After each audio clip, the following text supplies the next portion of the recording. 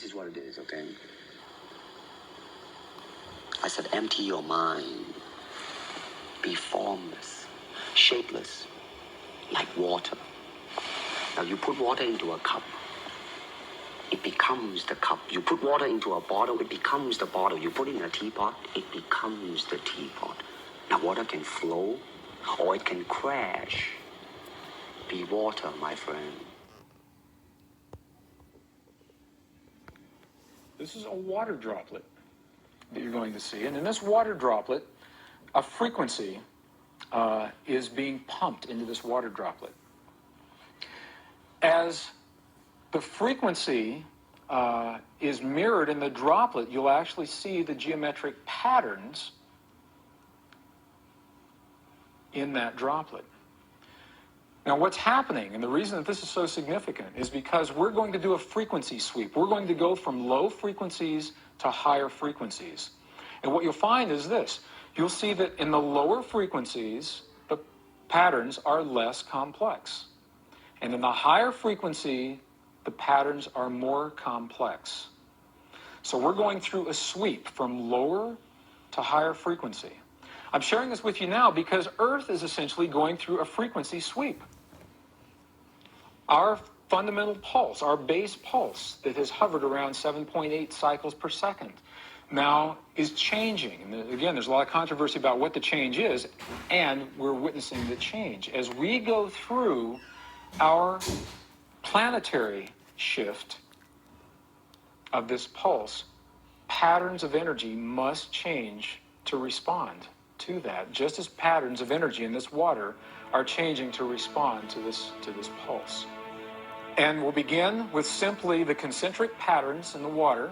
As the frequency begins, every once in a while we'll reach a key threshold resonance, such as that moment right there. And in that key threshold resonance, the entire pattern morphed into a more complex expression of itself, simply because the frequency changed. Now watch what happens. The frequency is still increasing. Now watch what happens. As we reach another key threshold resonance, this entire pattern will morph into a beautifully and more complex pattern of itself. Again and again. And look at this pattern right here. Look what you're seeing right here.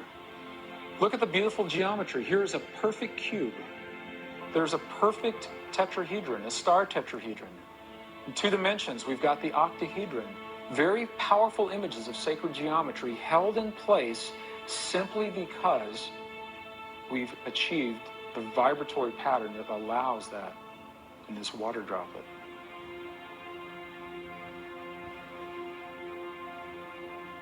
And as the vibration increases, these patterns will become more and more complex. You can see the pulse from where you are. Can you see the pulse actually in the water?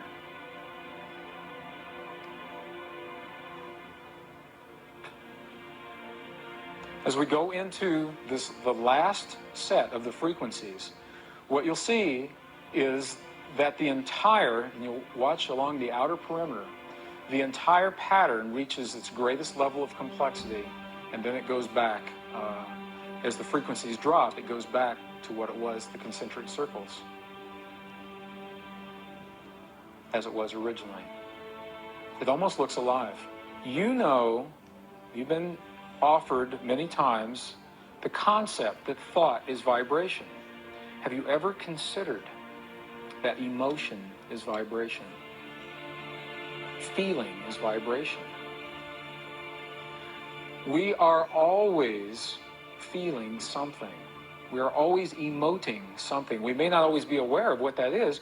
We carry those patterns with us. As we hold a feeling and an emotion, what we're doing is we are holding a vibratory pattern in the liquid crystal of our bodies. Has now been scientifically shown to be provable. And what you're going to see now are what happens to particles of sand and other various particles when a sound resonates across a plate and resonates those particles in tune with the sound. Because when we think, we're not just sending out a wave which resonates the energy. We're sending out on a frequency outside of the range of human hearing. We're sending out a sound. Everything is sound. When we think a sound goes out, it resonates the energy around us to that sound. And what you're about to see are some pictures that show this happening when sound is introduced, and how sound takes random particles and turns it into astonishing form. And that's how this universe was created.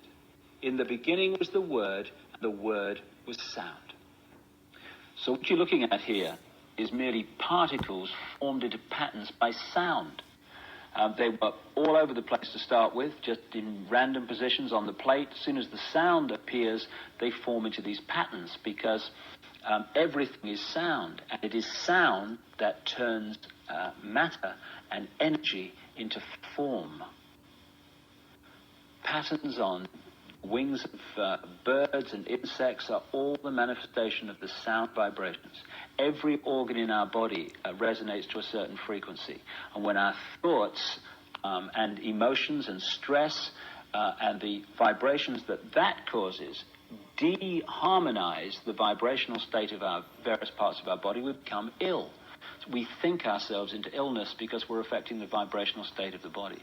And so every time you think and feel, you're resonating a frequency which is making the energy around you resonate to the same frequency. What you give out is what you create. Here you're seeing mini galaxies just formed by particles and sound. This is how the galaxies and the universe and the solar systems were formed and continue to be held in the structure they're in through sound. If the sound changes, the matter changes, the energy changes. So when you look at what it says in texts like even the Old Testament, in the beginning was the Word, and the Word was sound. And sound is everything. When you think and feel, you create in sound. This is how the heart beats at a certain resonance. All you're looking at here are interacting frequencies making a beat. And so while the frequency of the heart is at the right level, it beats in the normal number of beats a minute. But when we become stressed, we affect that frequency and the heart beats faster. And so everything is sound, even the human heartbeat, and the interacting frequencies that make it happen. And we've seen the galaxies, and now here are the planets.